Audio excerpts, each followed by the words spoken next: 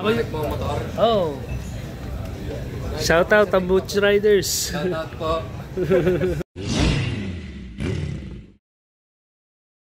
Shades tayo. Good morning, good afternoon, and good evening kay Internationals. Kamusta po tayo dyan? Isa na namang napakagandang episode, ano? Ito po si Chris Calumberan, ang inyong host. Usapang Biyahero, Tambucho Podcast. Yan. Nandito po tayo again sa Al-Ain, Rutana. Isa po sa mga napagkasunduan naming proyekto ay Family Day, kung saan pinopromote po namin ang camaraderie, which is kasama po sa aming values as Tambucho Riders, yung SCC. Safety, camaraderie, and collaboration. Siyempre, pag sinabing camaraderie, hindi lang barkada ang kasama, kundi ang buong pamilya. Literal na pamilya. Kaya po, napagkasunduan po ng ating mga liderato na magsama-sama ngayong March 1, 2025.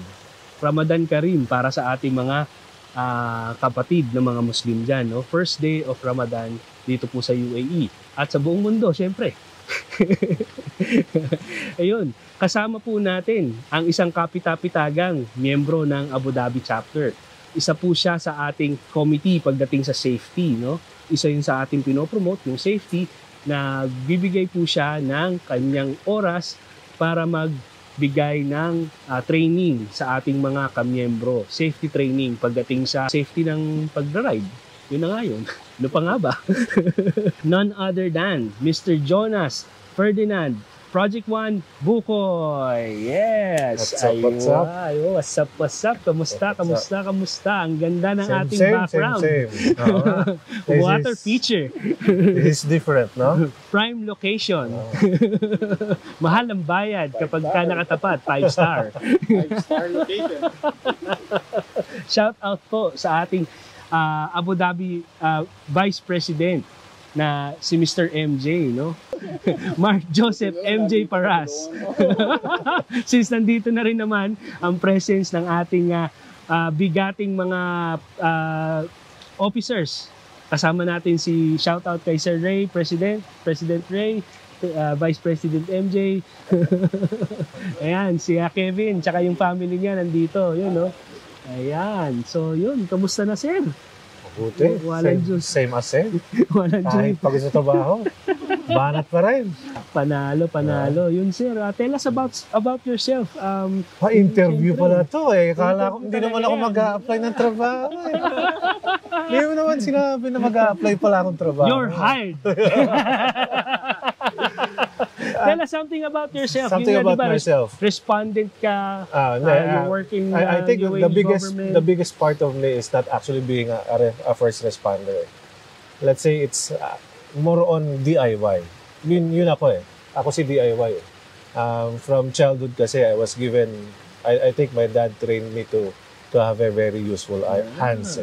Independent. So, anything. I don't know if are we friends in Facebook? Magkaibigan ba tayo sa Facebook? Hindi, ano? Of course we are. Oo. Makita mo siguro yung aming banyo. Ay, ganda ng banyo na ito. 5-star. Ganun ako may water feature. Ka-DIY. Ganun tayo ka-DIY. Gumagana lahat ng gripo. So, ganun tayo ka-DIY. I think that's yun ang ako. So other than of course yung being a professional EMT, daddy, siyempre. Of course, pagiging daddy. DIY ka rin pagdating sa pagiging daddy, no? Hindi naman tayo natin ano eh. Walang manual pagdating doon eh. Tama. Sana meron nga kung meron nga sana man, wala na madaling siguro sana. Ayan na. Do it yourself, daddy. Mahirap ang being parent eh. It's almost like maintaining a bike eh. Diba? Mahirap. By the way, brother, first time I saw your family, beautiful family. Congratulations. Thank you. Astig na astig. Thank you. Buti lang nagmana sa nanay. Ganun ba? Ayun, no? Isang founder ng Tambucho nandito. Ganda no.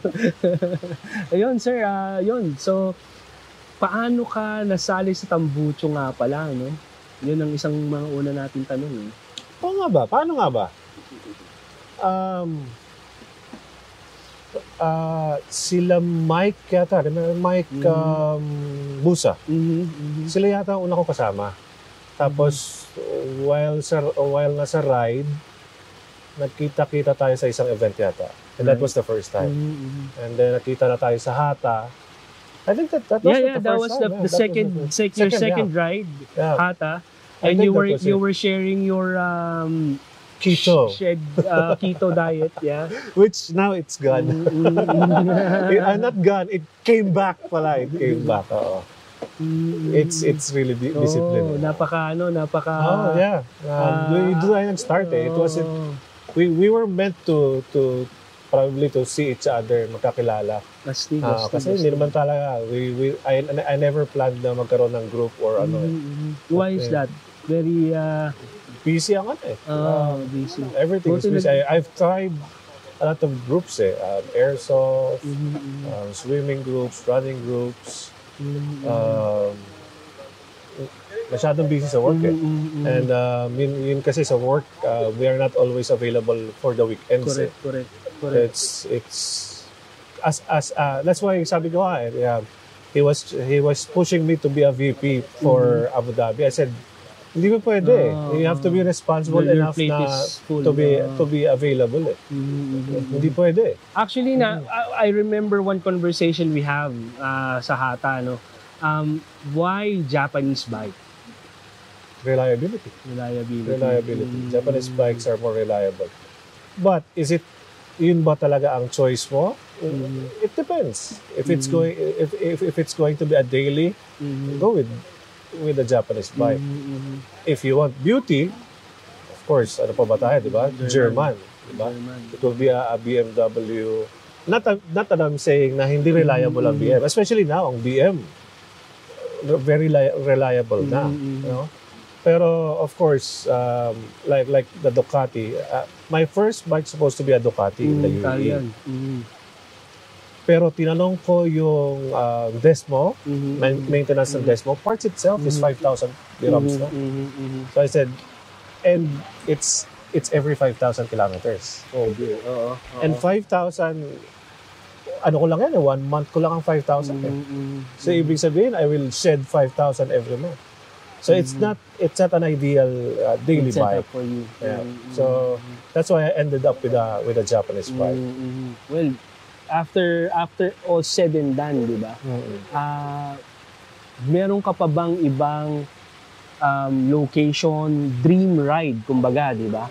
Kasi syempre, alam ko, nalibot mo na yung buong. Congratulations nga pala for completing that 1,000. I'm sure it wasn't your first. Pero congratulations again, and you have motivated us to do such a thing, to do such a feat. 15 hours, 1,000 kilometers, 169 dirhams tank. Pinanood ko yan eh. The advantage of having a Japanese bike again. Meron ka ba bang ibang dream location, destination for motorcycling?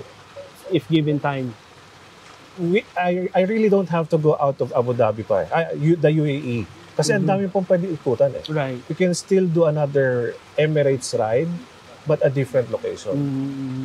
Hindi mo mauubos ang UAE. It's the same as sa Philippines eh. If I will be in the Philippines, Pilipinas pa lang, ubos na ang oras mo eh. Diba? Luzon pa lang, hindi mo na mauubos eh. So, I think that answer is the same when it comes to the UAE. Ang dami mo pang pwede ikutan. Pwede pa akong gumawa ng another 7 Emirates ride. Different route. Diba? But, if you want to go expand more, I think I mentioned this to one of my videos. I want to do a bigger loop. Unfortunately, yung E95 is sarado. So if we can get someone to open the doors for us, this will be a bigger ride because you will take the western region and then go all the 7 Emirates. Yun ang ultimate Hindi mo ride. sinabi, I can make phone calls to make it happen for you.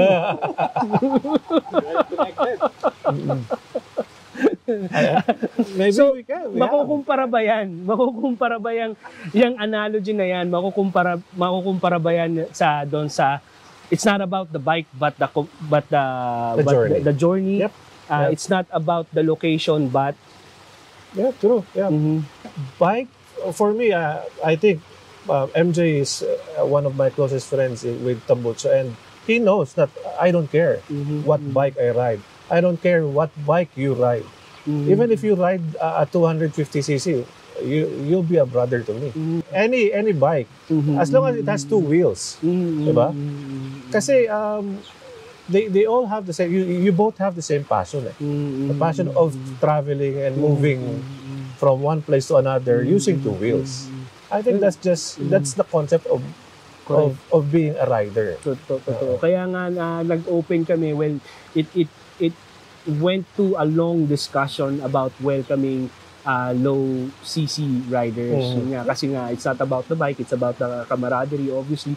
150 motorcycles or 200 motorcycles are capable of driving the maximum speed of the UAE. Diba? They can ride Totoo nga. 140 and 140 is enough. Oo nga. Totoo nga naman. Kaya, So mga 125 dyan, 150, sabay na. hindi naman, do we really, nag-drive ba talaga tayo ng mabilis? Takbong pogi lang. Di ba? Hindi, no, MJ? Pero, it's one of what you want to drive fast. Aha. But it's not always about driving fast. Yun nga, drive at your own pace. Drive at your own pace. Oo. Yeah. Masundot natin pare. Pinag-uusapan natin yung speed, drive at your own pace. Ano yung masasabi mo? Thank you very much nga pala. Congratulations nga pala doon sa yung initiative na training training sessions para sa mga members natin. No? What can you say about that? Can you expound? Because my passion nga is motorcycles. Of course, I want to enjoy it with my fellow riders. Na I'm not worried na they would be With the same involved page. in an accident while riding with me. Mhm. Because kung na-notice to the MJ, every time we ride, I would look at everyone. I would check, is he catching up? Is he capable of You're the designated marshal. tinitignan ko kung kaya niya ba tong turn na to sa ganitong speed. Diba? So, ina-evaluate mo eh. Kasi, even though that they are adults, responsibility mo pa rin sila. Correct. You ask them to go for a ride with you. They are still your responsibility. So that's why, I think, yun ang aking motivation. Kaya, nagpo-provide ako ng mga trainings. And the latest training that we did, one of my buddies was involved in an accident. Oh dear. And it was the same. We have common friend with Ram.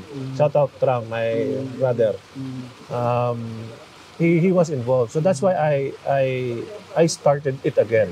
Because sometimes promoting a training session is a bit difficult because you need timing, you need everyone to be at the same page. If I may, kung masasuggest ko lang, I know you have very limited time, you're very busy with your schedules and stuff. Would you be able to form like some sort of a committee so that you can delegate the training itself? Na parang you will choose among either Abu Dhabi or Dubai so that we can spread this out, this initiative. Here's the thing. When it comes to teaching, I myself is not what's the right term? I'm not right for it. I'm not an expert. So I cannot hand over the trophy to someone else or the torch while I myself is not rightful for the torch itself. Maybe there would be such a way that since you have your influence, since you have your, maybe this is something that we can think of and maybe talk about in the future na pwede nating gawin. Kasi naiisip ko kasi, like for example, leader-wise, kasi ang isa sa mga pinakamahirap na part ng pagiging leader is delegation. So for us, since we are rapidly growing, parang maganda nga naman kung in each and every chapter there will be some sort of a representative when it comes to like the martial position, di ba? Martial safety position. What do you think of that? Why not? But it, you know, because for me to be able to be on this certain skill, the service system here trained me for almost a year. They gave me training for a lot, ang daming araw eh. So, siguro if I would delegate it to someone, he has to go through That same training that you have. same training. You know, which is what I'm handing over to us. I wasn't the one who invented the wheel. I'm just handing over the wheel to everyone. We can, why not? Yeah, I but think it's possible. It It's is going just a to be matter. long You see, process. one of my passions is teaching, and which involves just being organized. Yeah, The book sells because of the theories that we already know. Kaya natin siya binibili kasi nakapackage siya. So I think the training that you may have, hindi man supersede or hindi man mapantayan yung training na mapupunta sa'yo, but I think it is a start of something na mapapakinabangan ng lahat ng members. So maiba tayo, sir.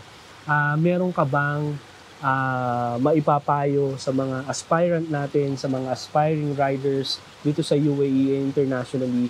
Sinimulan natin yung ating campaign when it comes to lady riders.